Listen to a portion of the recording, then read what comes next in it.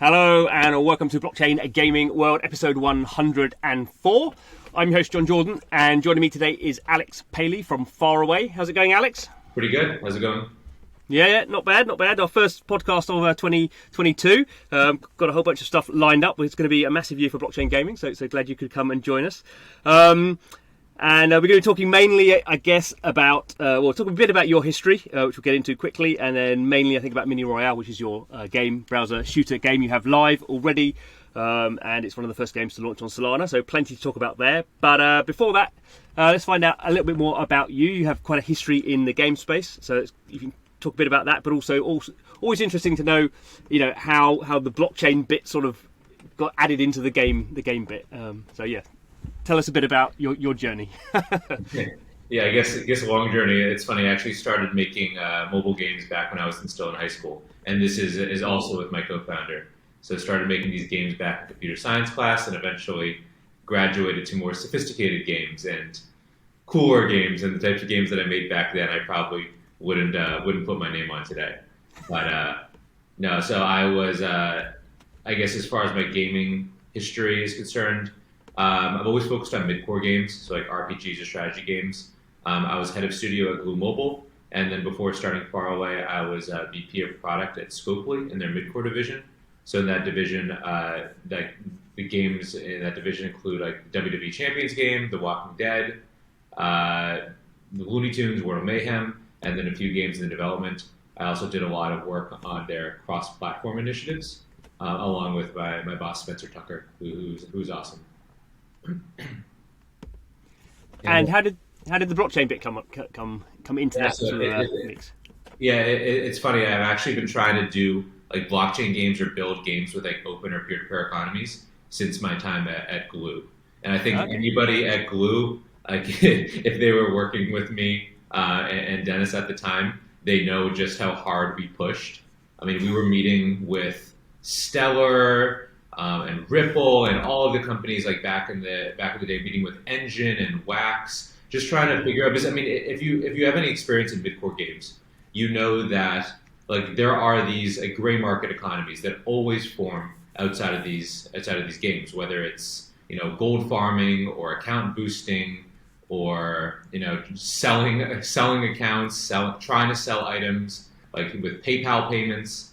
And our view is that like these things should sort of be allowed. Like these are social interactions. These are like natural human interactions.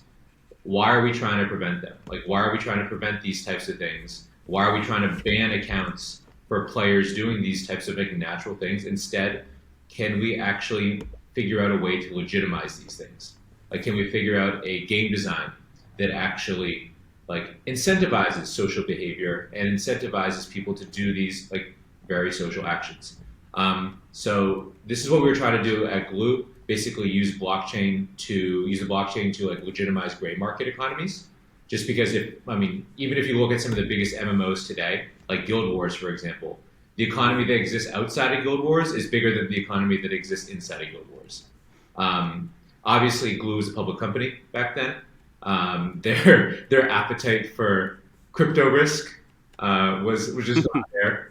And then obviously this carried forward to Scopely, where we were doing a lot of work on the like how do NFTs and fungible tokens change game design, and again sort of was running into the same thing where like unless we were doing this ourselves, we just couldn't move fast enough, and that obviously led us to start Faraway. So at Faraway, we're the entire like purpose of Faraway is making like extremely social games with player-driven economies, and this is just something we've been thinking about for so long that Dennis and I we said in it's earlier this year before starting Faraway, if we don't do this now, like we're just never going to do it. So it's time to do it. Yeah, it's interesting to hear the sort of the time you spent within these sort of organisations. And I guess that was very early days, so potentially you could argue sort of Glue were correct not to indulge your sort of enthusiasm, because to do something on it would have been a mistake or Ripple back then, it kind of wouldn't have worked. I applaud them. Yeah, it would have been a mistake back then. but still, like I've always been super passionate about open economies. And I mean, these were the types of things I did. I paid people to boost my accounts before. I've paid people for gold in World of Warcraft. Like I've paid people for all of these things, and it's just natural and it's social. So I've always been a big believer in like enabling social activity and just figuring out business models that work, like with those types of activities. And it is quite interesting, that I think a fairly decent percentage of people, certainly who got into sort of blockchain games in the early days, sort of went through those experiences. They often talk about things they saw in Eve, or famously sort of World of Warcraft and sort of Vitalik in can't remember which game it was. Was it EverQuest? I think RuneScape ended up like bringing in a significant portion of the blockchain gaming crowd, which is and so it is sort of interesting that although I guess in the blockchain space, we end up talking a lot about sort of technology and chains and scaling solutions, all that sort, which is, you need that, but the sort of high level concept is really all about this stuff has happened in games since online games have been there. It's just been outside of the sort of legal scope of the publisher, and actually a lot of the sort of issues that have come around that have been because the publisher can't legally sort of take that on board and actually make a good consumer experience. So to some degree, I think blockchain's got a lot more than that.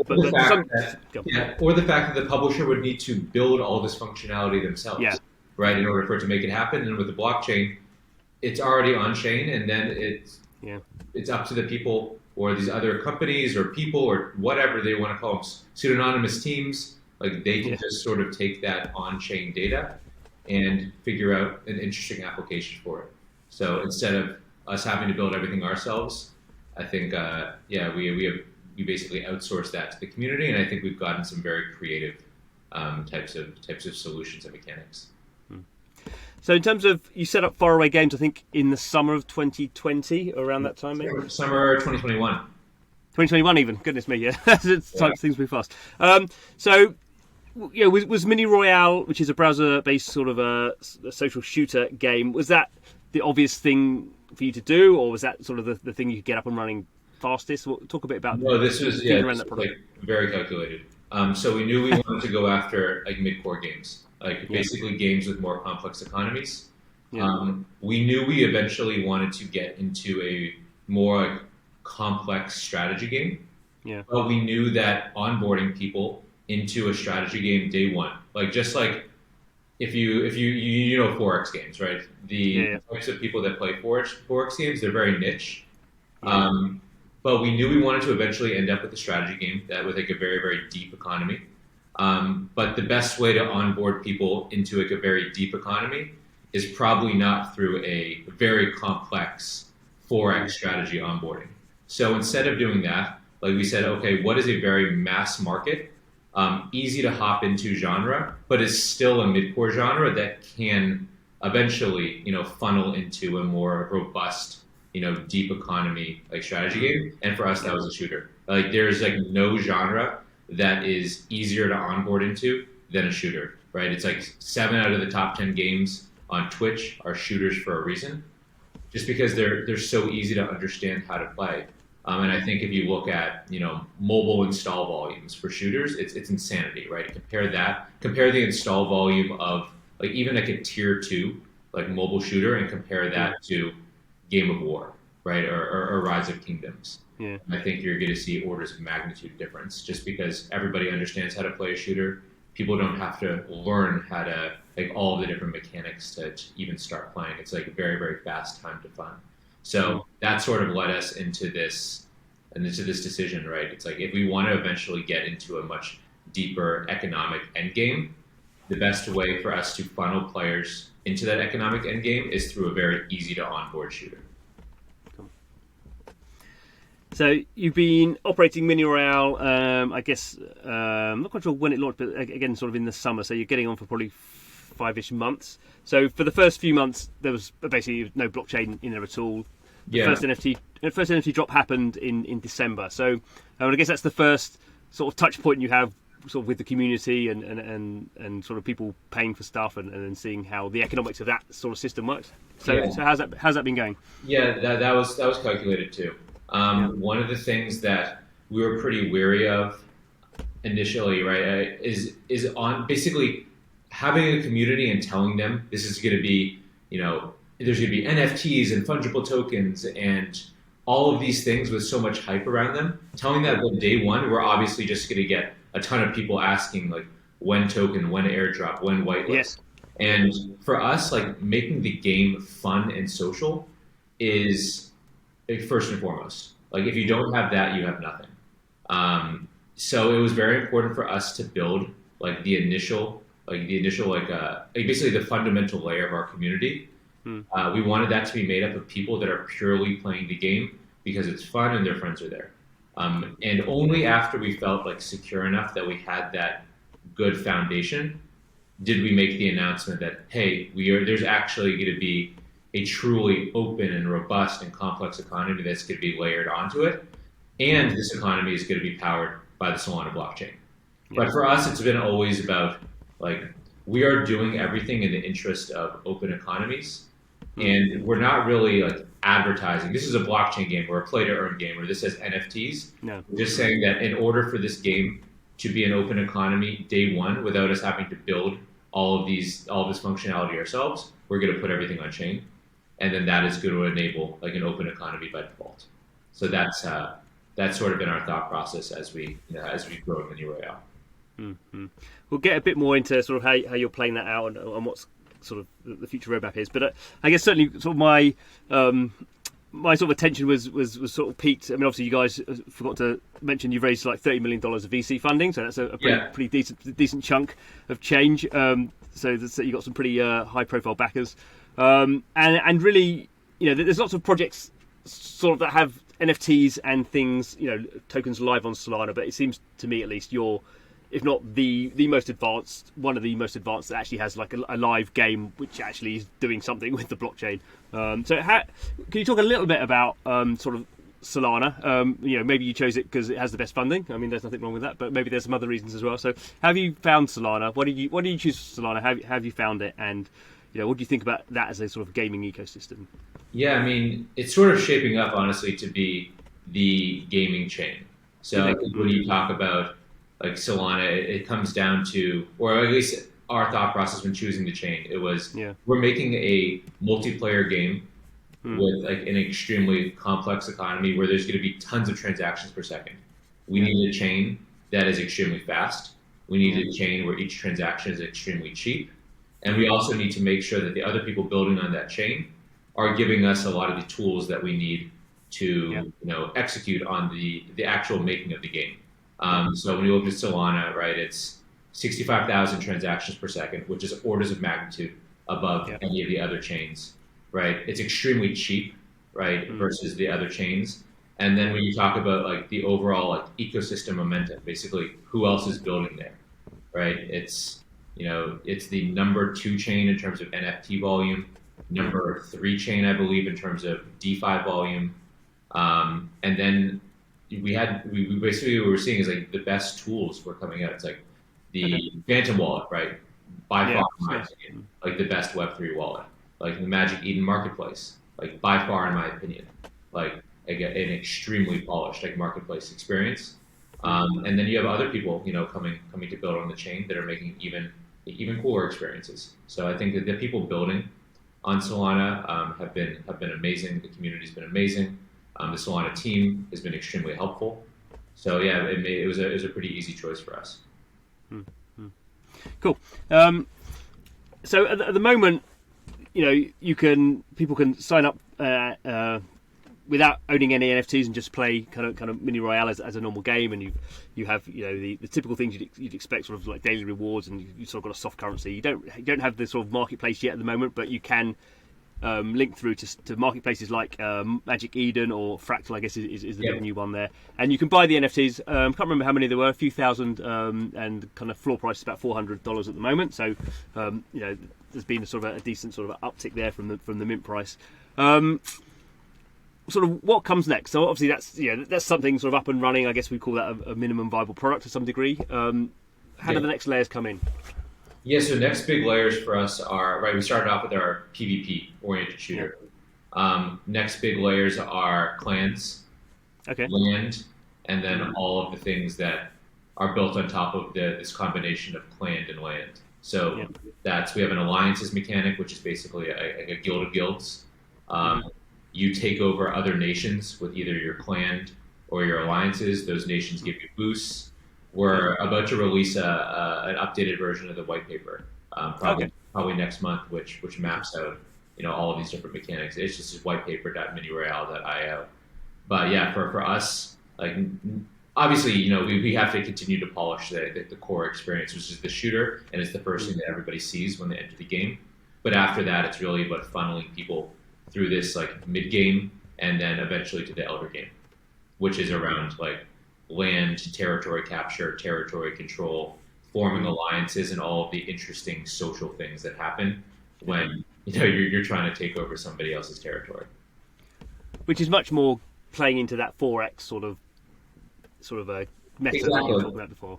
And one of the things that we noticed even back when we were at Glue, it's like the types of people that are like trying to that are like leveraging these gray market economies. It's like they are really important players, or playing Eve, right? It's like the best player in Eve is a person that doesn't even log into the game anymore. I think at a certain point, your play habits change, right? It's like you go from playing the core moment to moment, and then you obviously start playing these more social and economic elements of the game.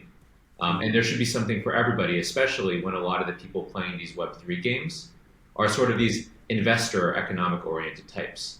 And these people are also important to the community too, right? It's like they're just playing a game in a different way. And these people might not be like, they might not want to play the shooter at all. They might just want to play this economic side of the game.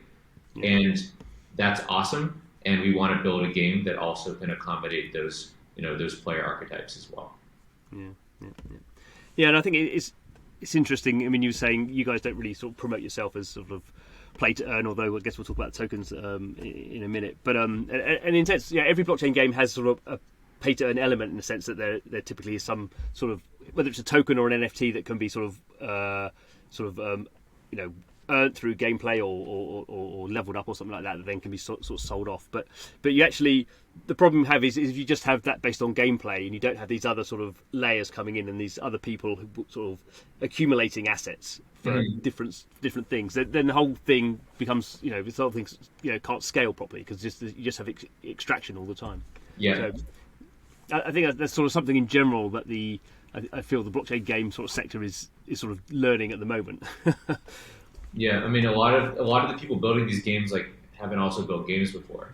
So it's like for us, if a person's generating a ton of NFTs, like we have two things that we need to do. Like we need to give them a reason to hold a lot of NFTs, basically stimulate roster breadth, and give them a reason to expand their roster because of different game mechanics that need big rosters. Yeah. Or we need to give them a reason to burn NFTs. And we've been thinking about like a crafting system, right? Diablo has this mechanic called a Heraldric cube. That was in Diablo 2, which is essentially you put a bunch of things into a cube, all of those things get crafted and disappear, you burn all those things, and then some better item gets formed after burning all those things. And it's an interesting mechanic, especially when you think about like NFTs, because a substantial portion of the NFTs are NFTs that people earn by playing the game. So in order to not have an oversupply and crash the market because there's an oversupply of NFTs, you need a combination of things that stimulate roster breadth and then burning mechanics. Mm-hmm. I guess the other nice thing about burning mechanics is you can also sort of take if games, I don't know if you guys do, but if games have sort of utility tokens which are said to be used but generally accumulate over time, you can then that acts as a sink for NFTs and also sort of tokens, so you sort of get the sort of double sort of combination, which obviously people like Axie are sort of talking about now, and I think have always had in their plans. But you can, I guess I think that this is going to be interesting because we're going to see sort of, I think, some very basic gameplay templates be laid out by the sort of the better projects, and so this time next year everyone will be copying sort of what you guys, you proper game designers, sort of came up with.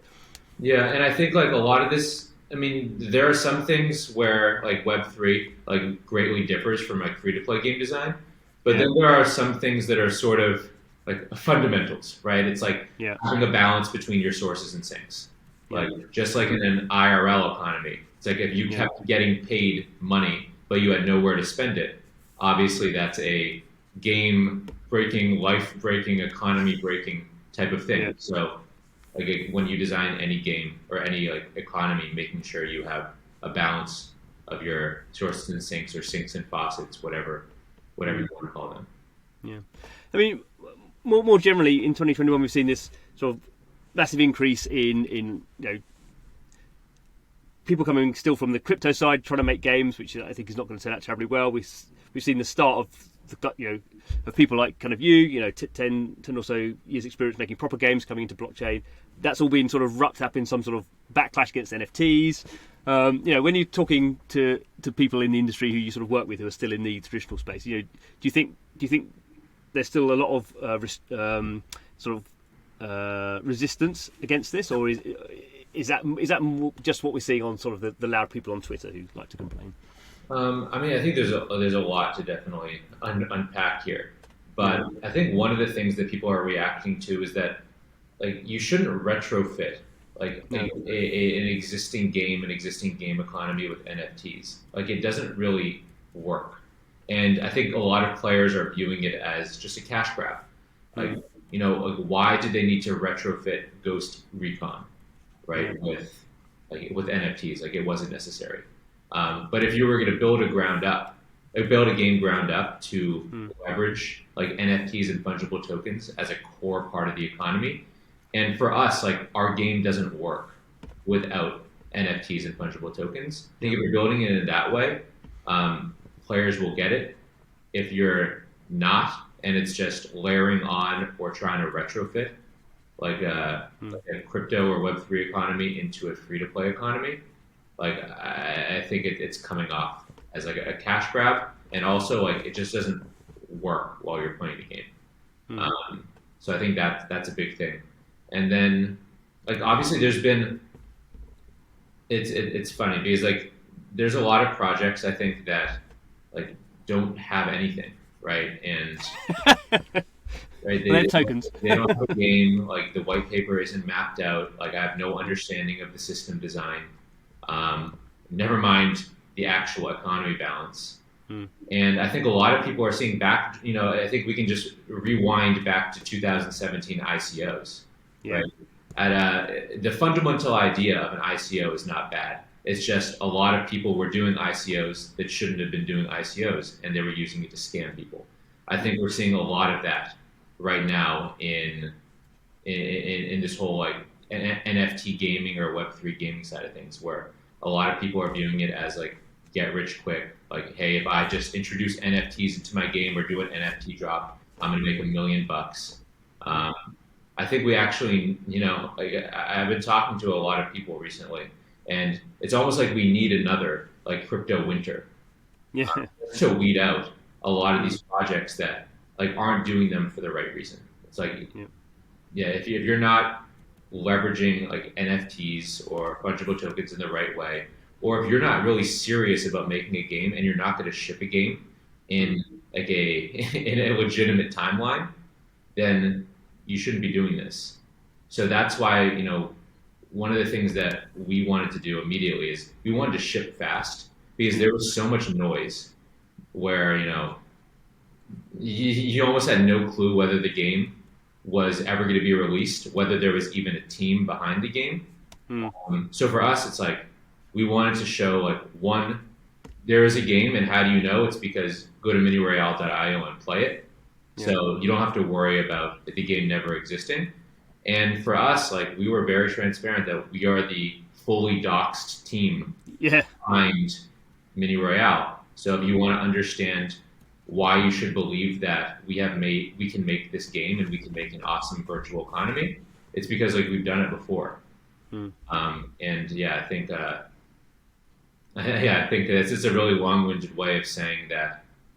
I think there's a lot of like FUD right now in the space because a lot of the people making these games probably shouldn't, and a lot of these games are just never going to come out. And that I think burn the rest of the people. I mean, I think in a sense, with ICOs, it's sort of, in the end, it just sort of has to burn itself out, because at some point, basically anyone who can write a white paper has written a white paper and sort of there are even raised some money. services where they'll write a white paper for you. right? Yeah. And Oh no, exactly. Yeah. once you start getting to this point in time, you sort of need some event to like reset it and make sure that the people that stay, like they're definitely staying for the right reason. They're staying because they're passionate about open economies. Yeah. And the people that aren't passionate and here for the long run, like they're out. And I think that's a much healthier ecosystem to build in. I mean, I think the sort of sadder situation I find is people who are sort of really passionate about it. Often they come from the crypto side and have managed to somehow raise fairly decent sums of money, but they've never even been in a company before, let alone built a game. So clearly, no matter how sort of honest they are, the inexperience is makes them effectively act the same as a scam because. Exactly. You just know nothing's going to come out of the end of it, and they're making an MMORPG, and it's going to exactly. Some people next Thursday. I mean, some people, right? You look at their game design, and you're like, "Wow!" I look at some things, and I'm just like, "Wow!" I don't even know how to start here. Or it's like, what is the actual product you're going to release first, and then build on top of? It's like they're designing the game 20 years into development. That it's sort of difficult to even understand the game they're going to release day one. Although there's an interesting sort of counter meme argument to that, which is sort of the Star Citizen sort of approach, which is the game is the meta to whether the game ever comes out. So you keep acquiring NFTs and tokens for this thing that sort of everyone at some point realizes is never going to come out, but it's sort of the meta of the game is the fact that the game never comes out, and these people are still. Diamond hands, everyone. Which is sort of, if you can pull that off, sort of good luck to you. But I think your hands stop being diamond at some point, right? Yeah, I think so. I think the only thing that keeps, like, in my opinion at least, and I think Dennis and obviously I have the same opinion here. Like the best way to ensure that people's hands remain diamond is to continue shipping updates week by week and showing them like we are putting our blood, sweat, and tears. Behind shipping the game that the community wants. Like that is the only way. Continuing to reassure with actual tangible progress that we are making this game and working hard. And that's the only way to do that is by shipping. Yeah. Okay, let's talk a bit about roadmap then. What can you tell us about sort of what's coming, and if you have sort of dates, that would be even better. But yeah, so Q1 for us is really all about polish, stability, bug fixes, anti-cheat, and then we're going to be rolling out a few features that are related to like new game modes. Basically, just like making sure that this core like shooter experience that players are going to onboard into is as polished as it could possibly be. In the first half of this year, we're going to be releasing our tokens, so our fungible tokens. Those tokens, so we have a governance token called Royales. We have an inflationary utility token called Cheddar.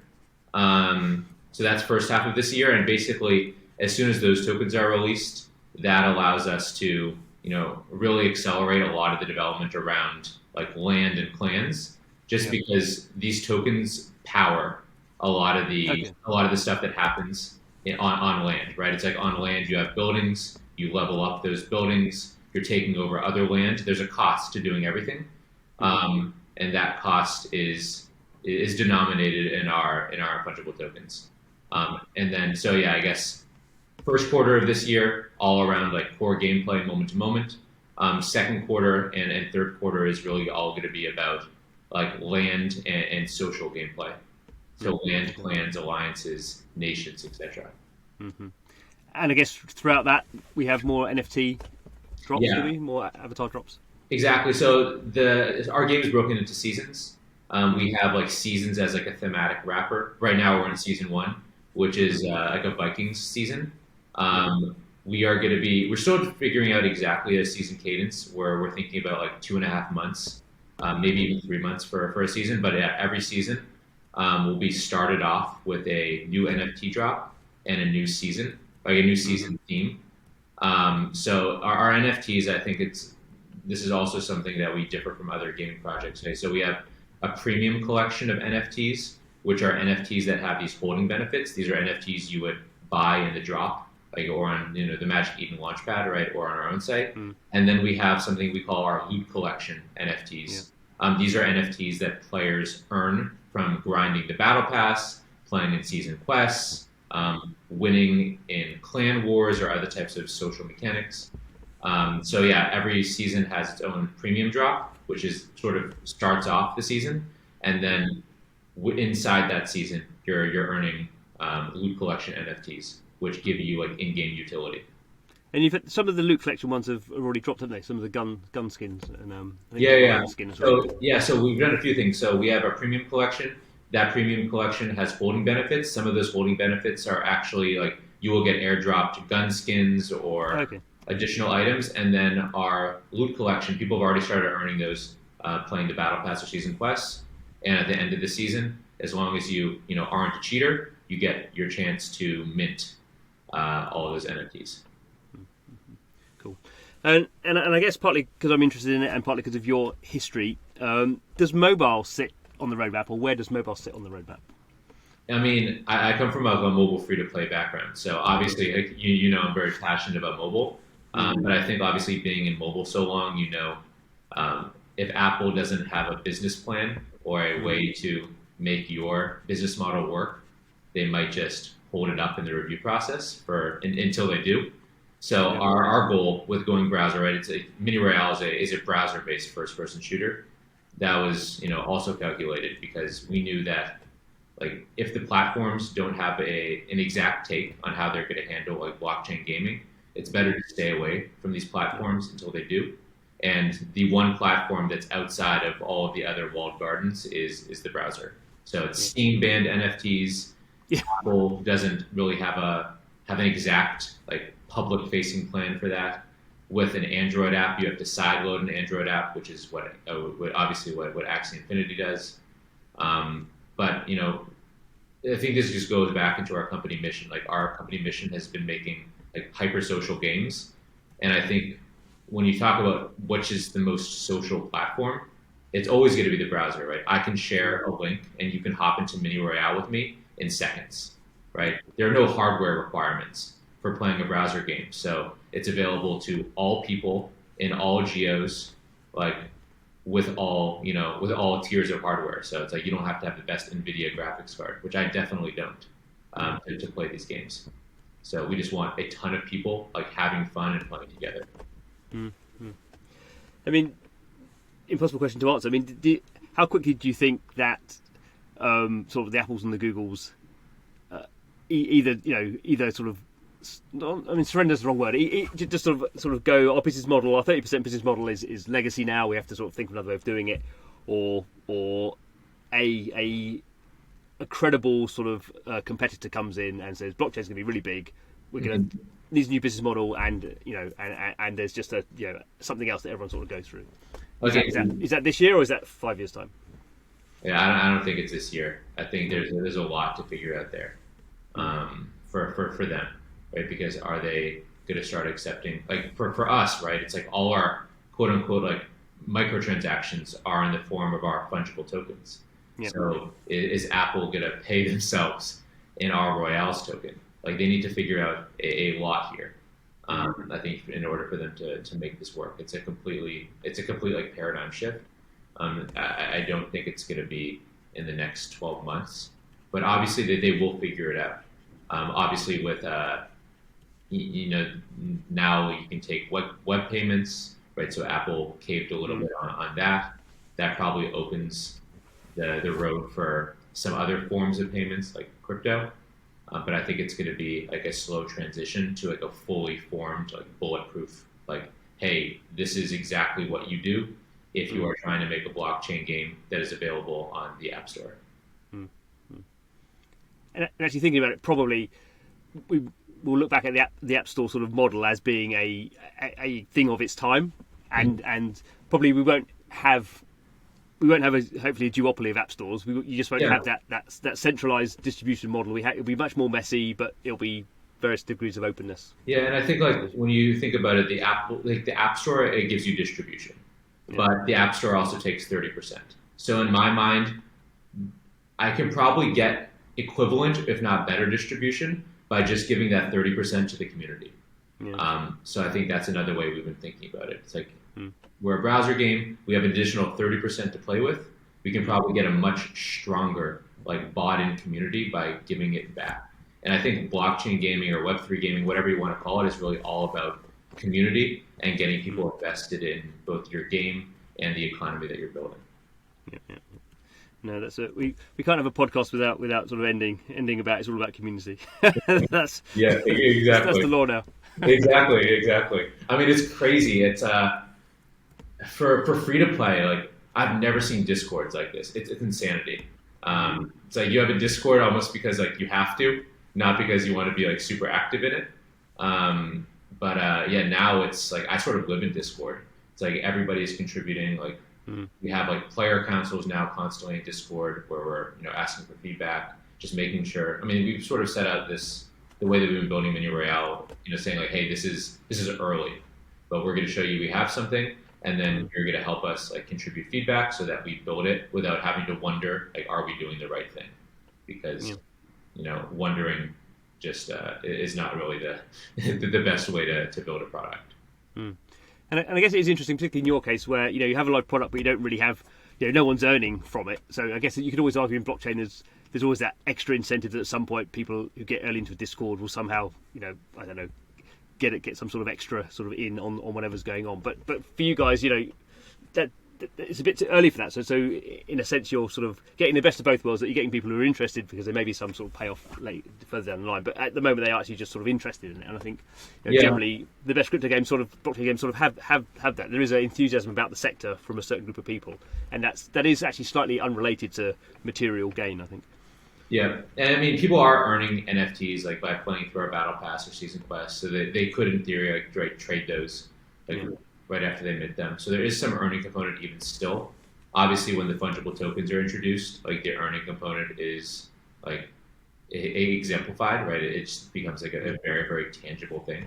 But yeah, right now, like I've been pretty happy with the fact that like our Discord is still, it feels like a gaming Discord where people are providing like feedback on weapon balance and like system design and compensation for bugs. It feels like a gaming Discord versus a lot of these other Discords, which just feel like how am I going to make money today? Yeah. So we've done like our community manager and the rest of the team has been doing a good job there. When Moonster, obviously, that's the only question anyone cares about. Yeah. Not yet. Cool. Thank you so much, Alex. We'll have to get you back on in 6 months' time when some of these questions are a bit more live, and that'll be fascinating to see. But thank you very much for your time. Awesome. No, thank you for having me. And thank you everyone for watching and listening through the various ways in which the podcast is distributed. Hope you're enjoying this. Every week we are talking to people who are building out this crazy blockchain game sector. Lots of different views on where we should be going. No one really knows the right answer. We're all sort of learning and hopefully enjoying the ride. So come back next week, see what's going on. See you then.